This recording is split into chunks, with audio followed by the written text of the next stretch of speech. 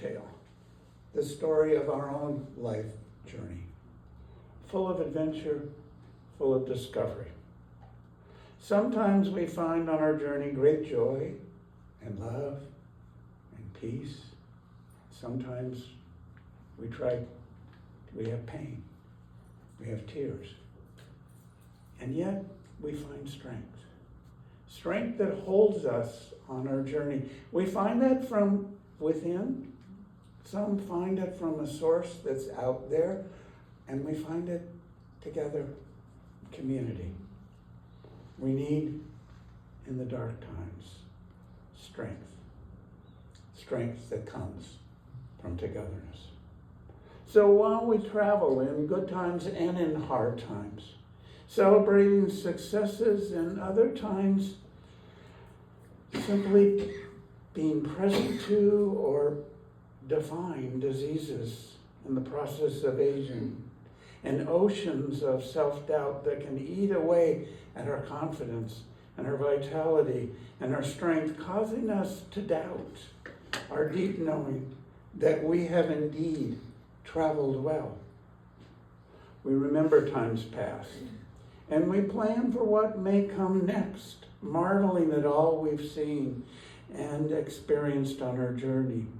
For each of us is writing through our deeds the tale of our life journey.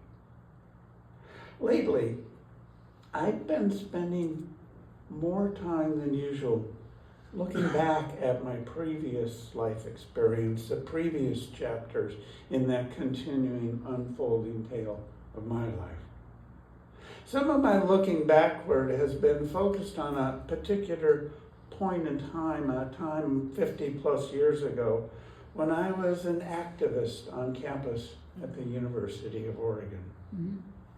Revisiting the stories my memory holds about that time have been prompted by the work of a historian who's been putting together an archive for the university library, working with staff there, that includes materials from those times and extensive interviews with those who participated in unrest that occurred back then. I was invited to be one of those interviewees, and I've been spending time in deep conversation and a number of emails with this historian. Marty's his name, and he's become kind of a friend of mine, remembering back then.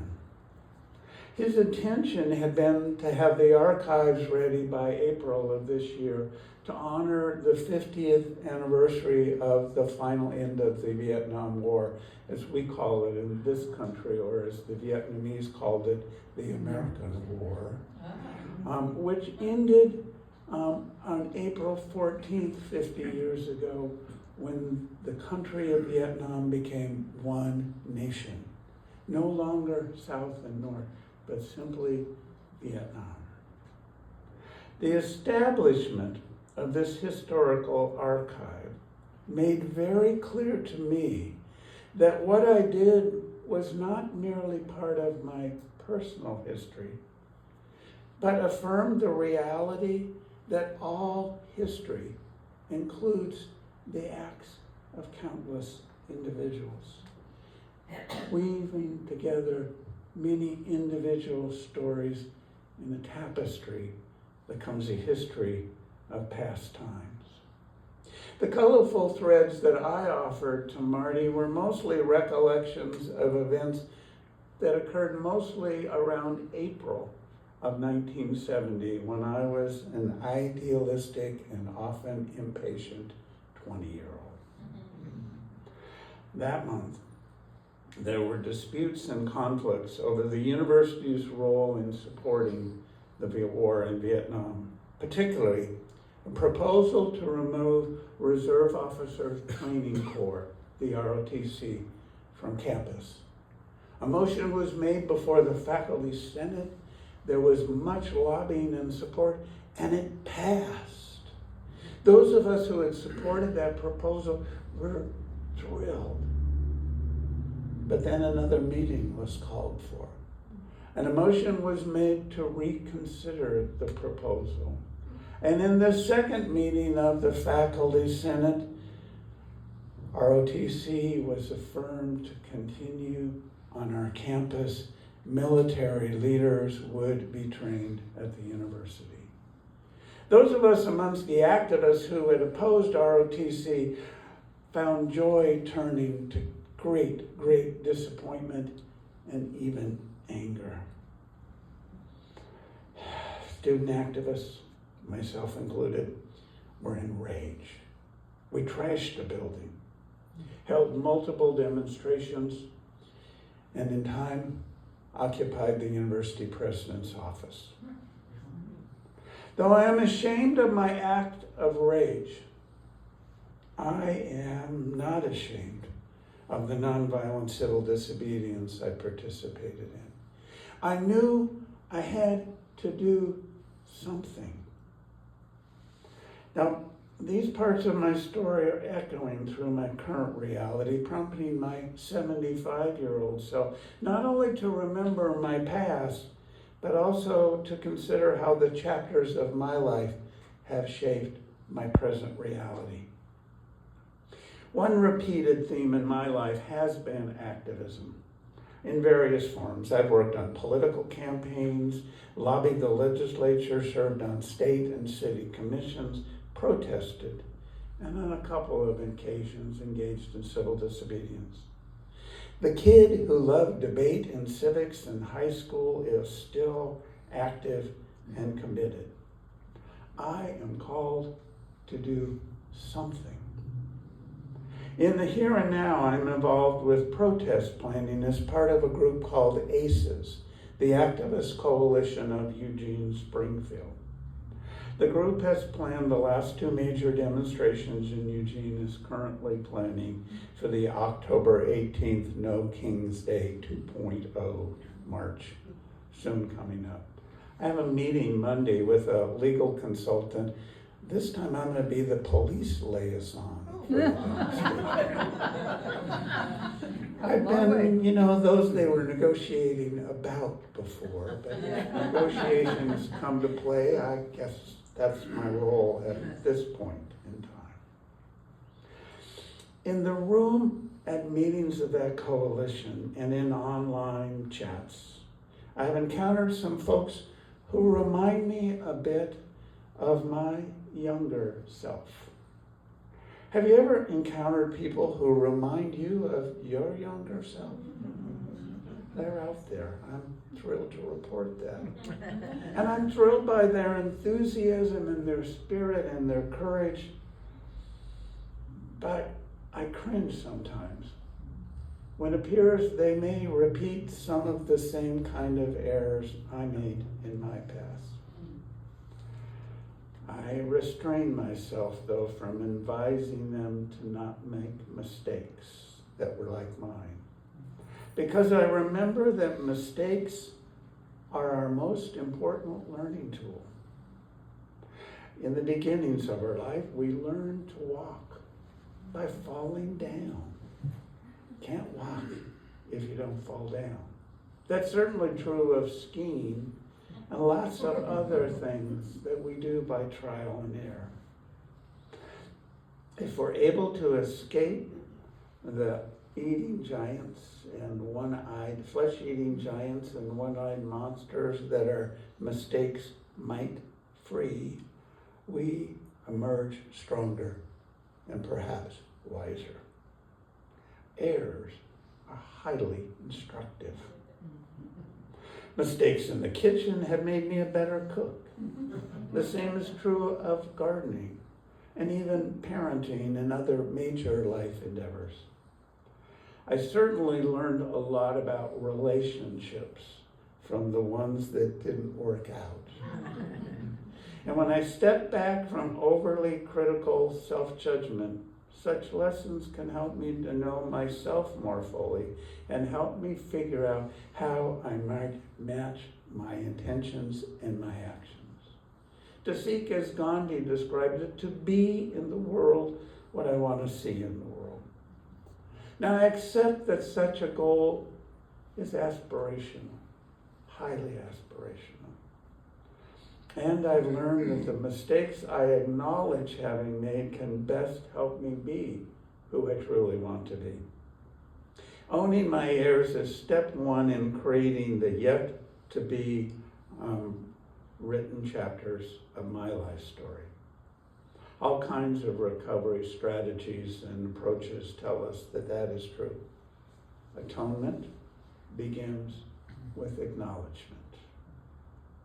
Amongst the most significant classes I took in grad school were a series of classes called Dreikersian Child Guidance Principles.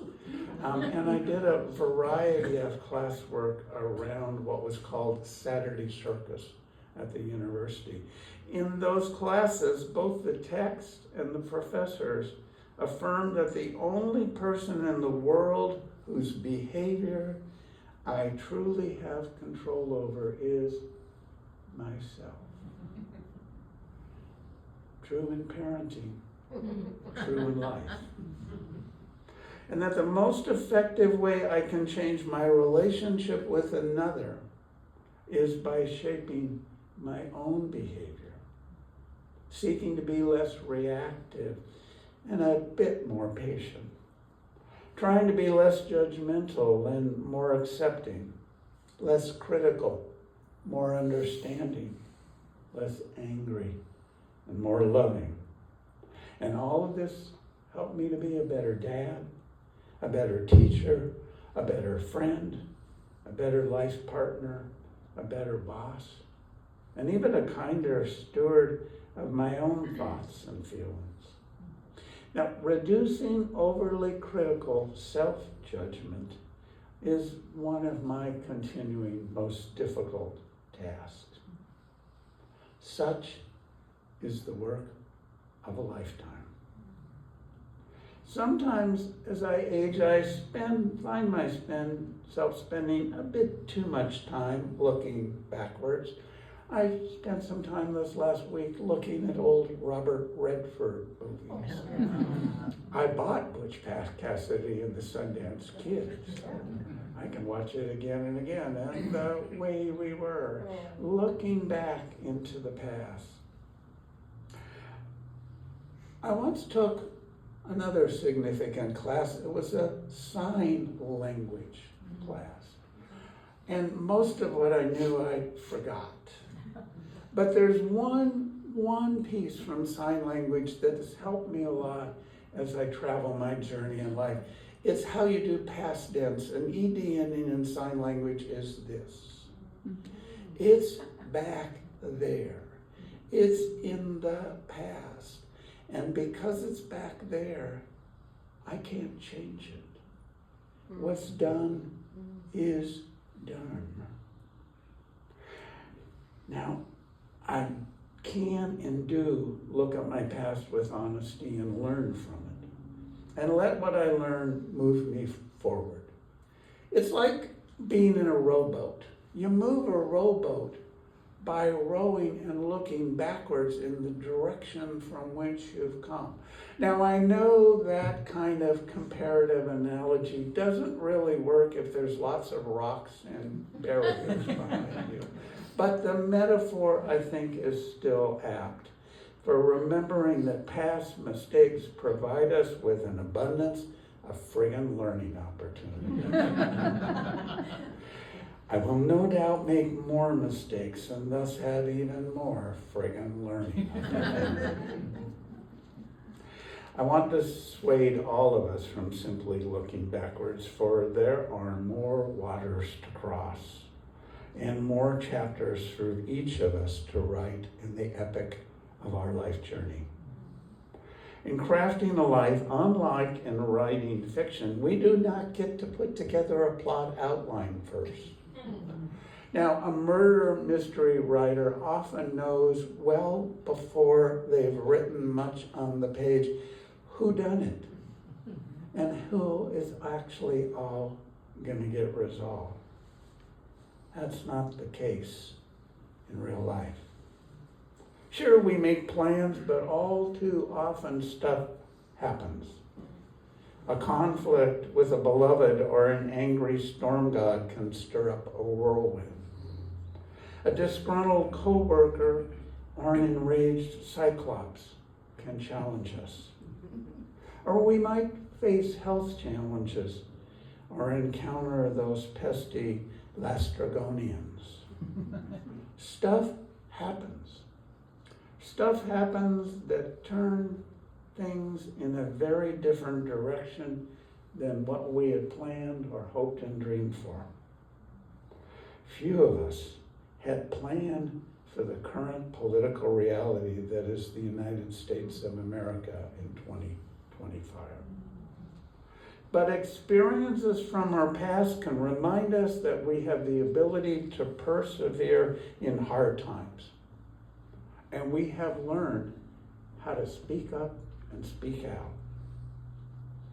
I have, as is the case for many in this room, more years behind me than I do in front of me. I'm 75. I'm highly unlikely to make it to 140 if I just 150. I gotta correct that math. Well, I do want to look back and learn from my mistakes and my successes. I want to focus more of my energy on determining what I will try to do from this point forward. I've adopted a goal that reflects part of the outlook I hope others in my age cohort might embrace. May we be known not so much for what we did in the 60s and the 70s, but what we did in our 60s and 70s and beyond. I have some good exemplars of how I might be able to be engaged and involved and continue to learn going forward. There were two men friends from my men's group, Peter and Neil, who each in turn held what they called the old white guys slot on the Eugene Human Rights Commission. They'd gotten old enough to become a marginalized community. And by the way, Neil set off on weeks-long bicycle expeditions well into his 70s. There's my late great mother-in-law, Marge. She became a seniors advocate beginning when she became a senior. Well into her 80s, when 9/11 happened, in the face of Islamophobia, she was among a contingent who went night after night to the mosque in Denver to stand vigil to protect people. And there's my sister Linda, who's also in her 80s, with several health challenges, has deepened her spiritual practices, knowing that the best she might contribute to the world in these difficult times is spiritual grounding and prayer. I remember 3 women in the Eugene church who were very active members. We called them the 90s because all 3 of them turned 90 in the same year. Florence, Alice, and Jen. Jen made jewelry that she sold at the church auction. Florence still enjoyed literature, though due to declining eyesight, her books were all on tape. And she and Alice both contributed to Sunday worship, though they no longer could read their reflections, so they would commit them to memory ahead of time. Alice called her 90th year the most intellectually and spiritually stimulating so far. I remember one worship meeting when she showed up at the meeting, having arrived by bus, and showed us a tag she wore around her neck, a lanyard that had her ID and her bus pass. And she told us how the week before she had been on the bus going to a meeting, and on the way to the meeting she realized she hadn't written down and didn't remember what the meeting she was supposed to go to was. She simply took a breath, figured the meeting would get along just fine without Alice, and she rode the bus out to the end of a loop and finally back home, enjoying the journey because she had never been on that half of the bus route. The great spiritual leader, Tenzin Gyatso, the 14th Dalai Lama at age 91, is working to establish a non-Chinese altered succession plan to assure that after his death there will be a 15th Dalai Lama. And I have a new heroic mentor. I think she's the kind of person I want to be when I grow up. Her name is Charlotte Chopin. Since 1982, Chopin, now 102 years old, has taught yoga in Liège, a small village in the Loire region of France. Yes, 102-year-old yoga teacher. Though she no longer can do all the poses she has taught for many years, she remains flexible and strong and continues to guide her students with wisdom and with grace. When asked what yoga offered her, she answered simply, serenity. That's about as philosophical as she will get about her practice or her extraordinary longevity. She attributes the latter to good luck. I don't have too many problems, she reports. And I have an activity that I like. I try to heed her advice, assuring that in addition to doing the advocacy I feel called to do, I also do things simply because I like them. These include working in my garden, baking bread, and walking in the woods. If I lived here regularly, I would go walking on the beach quite often, and I did bake rain gear because I plan to do so today because I like it. A plaque on Miss Chopin's home reads in French, "Happiness is not about having everything you want, but loving what you have." Happiness is not about having everything you want, but loving what you have. May we accept and acknowledge such truth as we travel through life. May it be so.